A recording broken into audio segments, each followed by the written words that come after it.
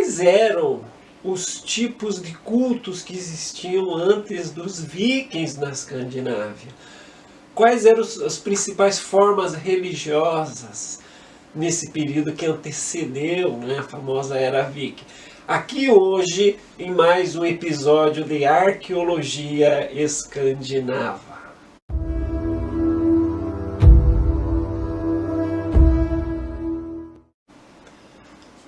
Olá a todos! Hoje, na série Arqueologia Escandinava, nós vamos ver a questão do culto solar, né? A forma religiosa mais importante da Escandinávia antiga. Quando que surge o culto solar? Na Idade do Bronze, um período compreendido entre 2000 a 1700 até mais ou menos aproximadamente 500 a.C. Nessa época, o culto solar era o centro de toda atividade religiosa. Onde que nós podemos estudar como podemos estudar os cultos solares? Através de dois tipos de vestígios básicos: a arte rupestre e vestígios de cultura material, móvel, né? Objetos, utensílios, adereços. Os pesquisadores concluíram em suas análises que o culto solar desse período ele estava ligado a dois princípios: vida e morte. A trajetória do Sol durante o dia, esse astro mais importante, né, que existe na história, para a história humana, ele vai afetar as questões de noções de fertilidade, de sexualidade, criação da vida, que podem ser vistas também na arte rupestre através de representações de guerreiros com pênis ereto, né, questão fálica, ou então essas noções de fertilidade também são percebidas, todas associadas ao Sol na arte rupestre. E outro caráter é a questão noturna, né, o lado obscuro, quando o Sol deixa de ser visível e temos a noite. Também na arte rupestre nós podemos perceber essas noções vinculadas a questões da morte. A ida do Sol ao submundo cria esse vínculo com o mundo dos mortos, o culto aos ancestrais. Nesse sentido, a Idade do Bronze ela segue certas tradições, conserva certas tradições que já eram perceptíveis, por exemplo, no Neolítico, período que se constrói aqueles grandes monumentos, domes, menires, na área da Escandinávia, onde os cultos se centralizavam na questão de cultuar os ancestrais, ou seja, os mortos. Então, esse período da Idade do Bronze, ele também conserva elementos mais antigos, mas todos sempre dentro desse referencial ou sua relação com o Sol. Então, isso é uma coisa que tem que ficar clara nesse quadro geral, principalmente manifestado na arte rupestre. Existem algumas datas solares, alguns momentos específicos do movimento solar durante o ano que eram mais importantes para essas comunidades como um todo, que são os 2 solstícios e 2 equinócios. Futuramente nós vamos fazer um vídeo com mais detalhes sobre essas questões astronômicas. Aí entramos dentro do campo da arqueoastronomia e aí eu vou explicar esses pormenores mais detalhadamente do que são solstícios e equinócios. Mas durante o ano, então, nós temos 4 datas mais importantes do ponto de vista do calendário solar: 2 solstícios, 2 equinócios. E é nesses momentos que ocorrem grandes celebrações religiosas, principalmente para presenciar e festejar o nascimento do Sol nessas 4 datas. Então essa pintura que está representada no vídeo, nós vemos então os povos da Idade do Bronze, populações escandinavas da Dinamarca, tá? Celebrando então o nascimento do Sol em uma dessas datas mais importantes do calendário solar. E é interessante que essa pintura, realizada na década de 30, ela de 1930, nós podemos perceber também o uso de instrumentos que foram encontrados pela arqueologia, como os luás, né? Espécies de tubas, né? Instrumentos de sopros arcaicos que eram utilizados nesse período para celebrações religiosas. E também a pintura destaca o mais importante símbolo religioso da Idade do Bronze, que era relacionado com o culto solar. É chamado de ou cruz solar ou roda solar. Então esse círculo com uma cruz no seu centro. Há algumas explicações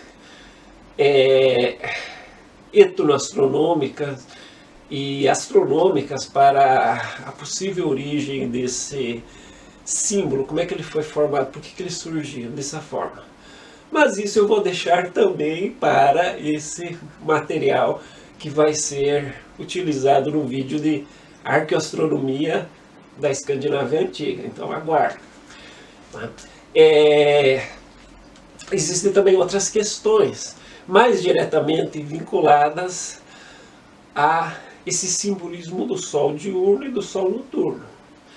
Uma delas é esse trânsito do Sol durante o dia, no nascimento até o ocaso do Sol.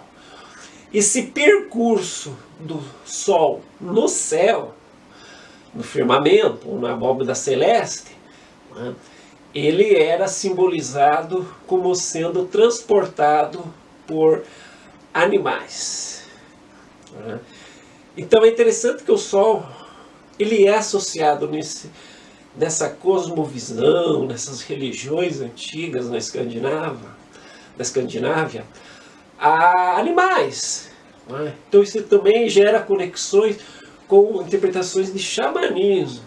Também isso vai ter que ser tratado em outro vídeo, é um tema bem complexo, mas por enquanto nós podemos definir esse simbolismo animal em alguns animais que são positivos, o que vão ajudar o Sol, né, a percorrer essa trajetória na abóbada celeste, que são cervídeos e cavalos, equinos. Né? Então nós temos várias representações de arte rupestre de cervos conduzindo, puxando o Sol, ou em carroça, ou em corda, né, com a sua própria galhada.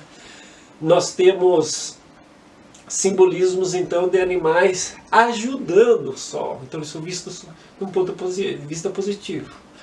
E animais que na arte rupestre, em algumas estelas gotlandesas, que eu já vou tratar daqui a pouco, que eles vão perseguir o disco solar, vão confrontar, vão tentar engolir o disco solar. Então são animais ligados a um simbolismo caótico, tá? Dessa ordem solar que nós vemos todo dia. Então são animais que estão ligados a um possível perigo de quebra dessa ordem solar. Daqui a pouco nós também vamos ver isso, mas para quem está familiarizado com mitologia nórdica, já está vendo que, opa, tem algumas coisas aqui que eu estou meio familiarizado. Mas a questão é que esse simbolismo de animais positivos, ele vai gerar toda uma iconografia, né? Animais transportando o Sol.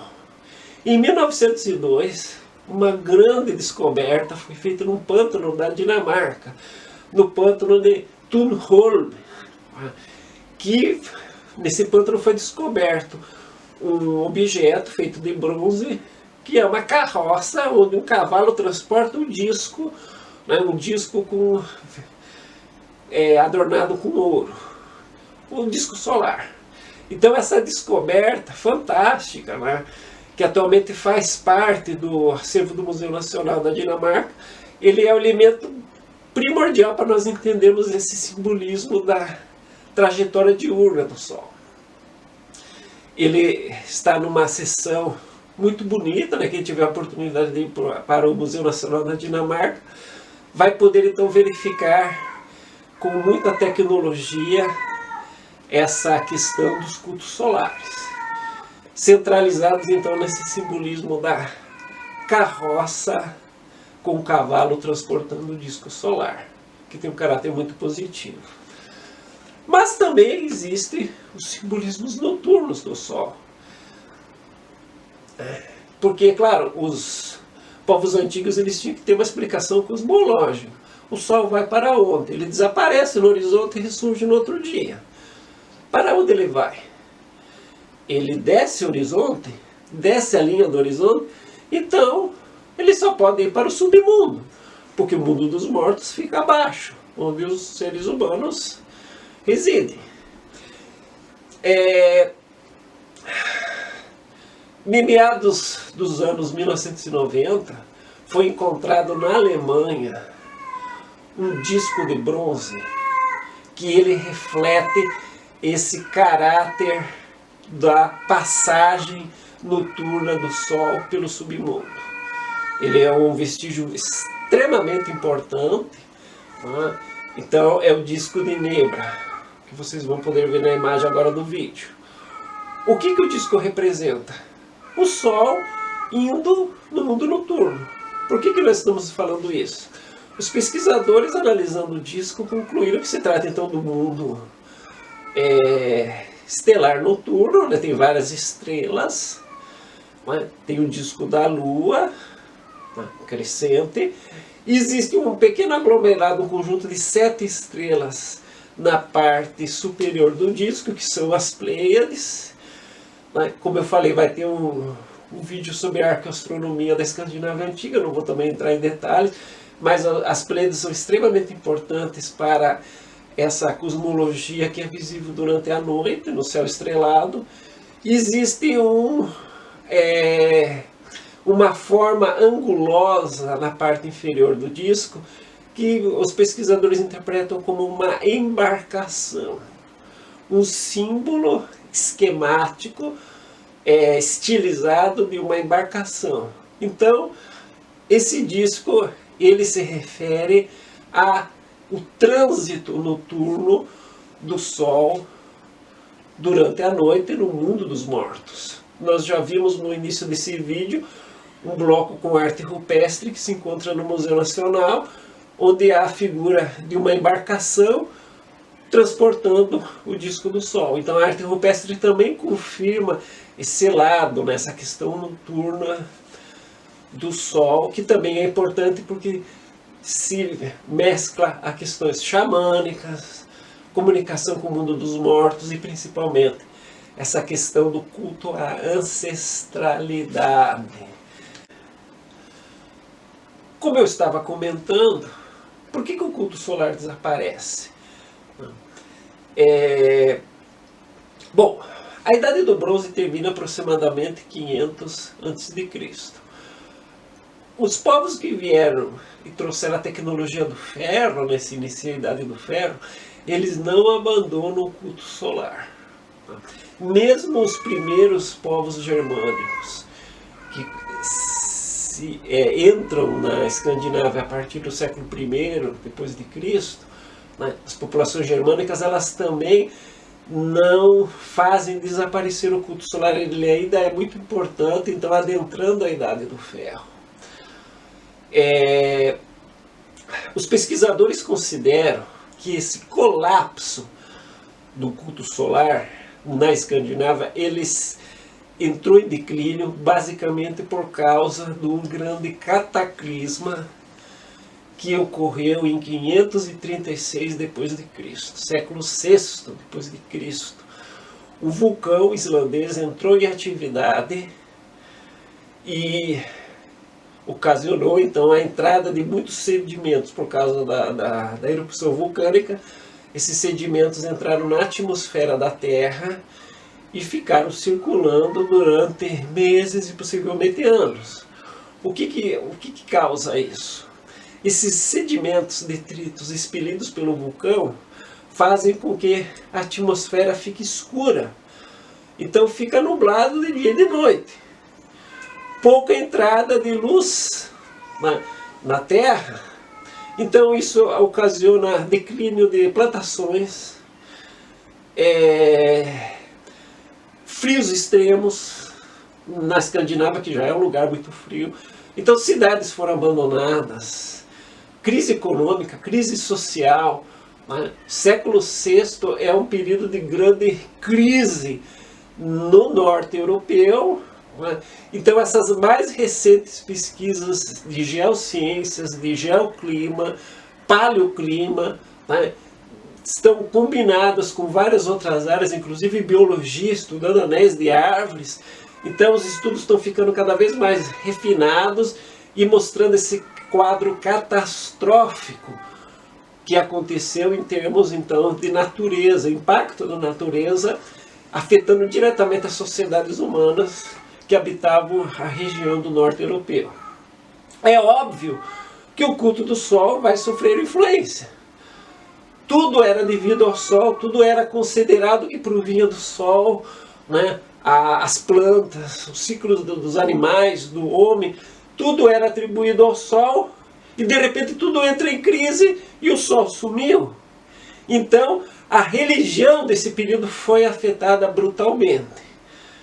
Então os pesquisadores concordam que inclusive isso é uma das hipóteses mais concretas para explicar a origem do mito do Ragnarok da mitologia nórdica. Teria sido esse grande cataclisma do século VI que formou a base inclusive do mito do Ragnarok, que ele não existia no mundo germânico antigo, mais antigo, por exemplo. Então isso também é tema para um outro vídeo. Mas aqui no nosso tema tratado, ele tem relação direta então, com esse impacto do culto solar. De nossa parte, nós também verificamos que uma análise iconográfica permite considerar que essa hipótese é plausível.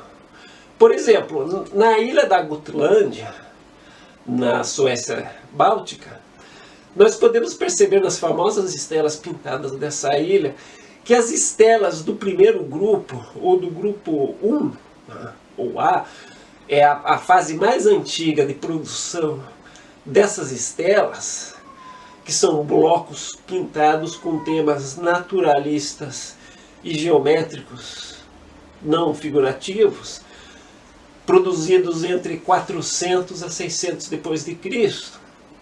Nós verificamos que a temática central dessas estelas todas eram de espirais, rodas solares, círculos concêntricos, ou seja, o tema central é o culto do Sol. Isso é a figura maior, principal, centralizada nesses objetos. Ladeando, margeando essas figurações solares, nós temos figuras animais. Serpentes, como eu falei, com contexto negativo, tentando engolir ou tentando abarcar o disco solar. E figuras positivas. Homens a cavalos, cervídeos, lado a lado, formando um par ao lado desses discos.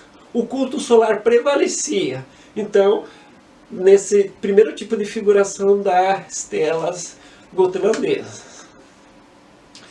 Mas quem trabalha com estelas gotlandesas percebe que a partir do grupo 2 e do grupo 3, ou seja, depois do século VI, os motivos, as figurações representadas nessas estelas, ligadas a formas solares, desaparecem totalmente.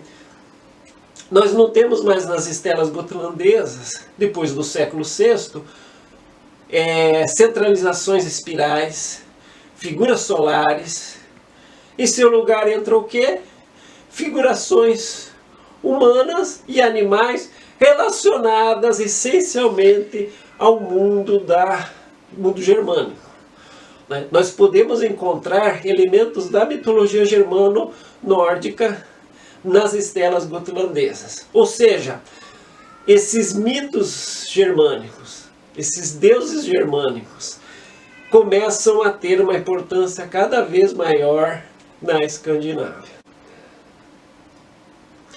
Então, nas estelas gotlandesas, após o ano 600, nós temos uma preponderância de temas ligados à mitologia germano-nórdica. Ou seja, a elite político-militar no período, ela assume o comando da esfera religiosa e vai preponderar o culto às principais divindades do panteão germânico que já existiam nessa época. Então isso é uma evidência de que o culto solar desapareceu como principal forma religiosa que existia na sociedade escandinava do período. Mas isso significa que o culto solar desapareceu totalmente? Não. Na verdade, nós encontramos indícios, principalmente na iconografia, que mostram que ele foi absorvido também, principalmente pelos cultos odínicos, e alguns elementos da esfera odínica conservam simbolismos solares. Por exemplo, a roda solar, que era o principal símbolo que existia na Escandinávia antiga, a partir do século III-IV, começa a ser substituída um pouco pela suástica e plenamente a partir do século VII e VIII, a suástica se torna um grande símbolo religioso da Escandinávia e ele é, por sua vez, também ligado a simbolismos solares. Mas nesse caso ele está mais relacionado com a esfera odínica.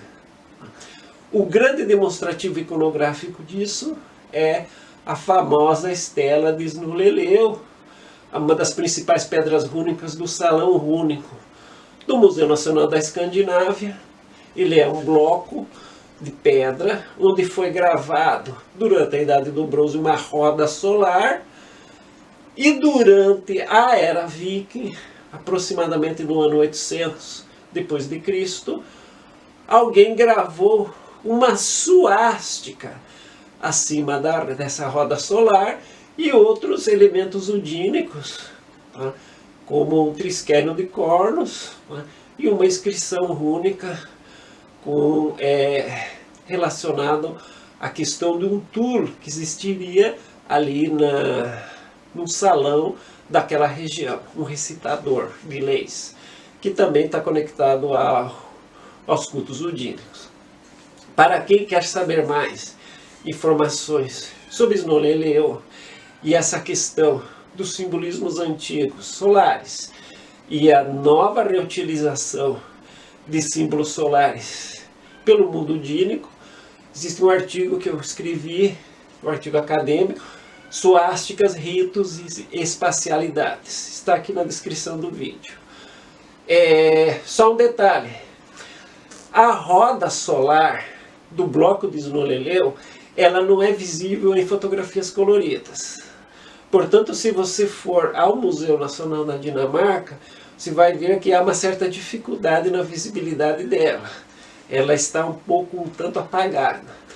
A reconstituição em vidro com os símbolos ao lado de Snuleleu só tem as motivações da Era Viking, né, os motivos gravados da Era Viking.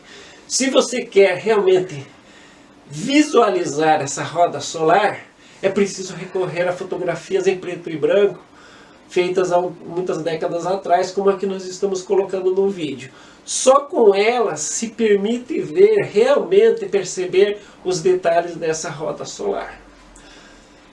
E também, outro elemento que comprova a sobrevivência dos cultos solares, ele não desaparece totalmente, é na personificação do Sol pela figura da deusa Sol, né, que é a antiga Suna, que vai ter uma certa importância na cosmologia. Ela também percorre o céu numa carruagem, uma carroça, tá? Então isso é uma ressignificação, uma conservação, como nós vimos, de elementos antigos. Ela é perseguida no céu por um lobo. Também é uma ressignificação e conservação de simbolismos animais que existiam muito antes da Era Viking, mas, como grande parte das deusas, tem um papel menor. Os deuses masculinos têm uma preponderância muito maior na cosmologia e nos rituais da Era Viking. Só um último detalhe: em algumas representações de pingentes, de valquírias e pingentes de guerreiros odínicos, ligados ao contexto odínico, em estelas gotlandesas, nós podemos perceber o símbolo da espiral. É o último respirar dos cultos solares na Escandinávia. Eles foram restritos a cenas e contexto do mundo odínico, dos cultos odínicos, que se tornam a principal forma religiosa perpetuada pela elite na sociedade da Escandinávia da Era Viking. Então espero que vocês tenham gostado do vídeo. Há todo o elencamento bibliográfico na descrição do vídeo. Curtam o nosso canal, se inscrevam no nosso canal. Faço, se possível, a divulgação desse vídeo e de outros materiais. Espero vocês, então, no próximo episódio de Arqueologia Escandinava. Muito obrigado. Até breve.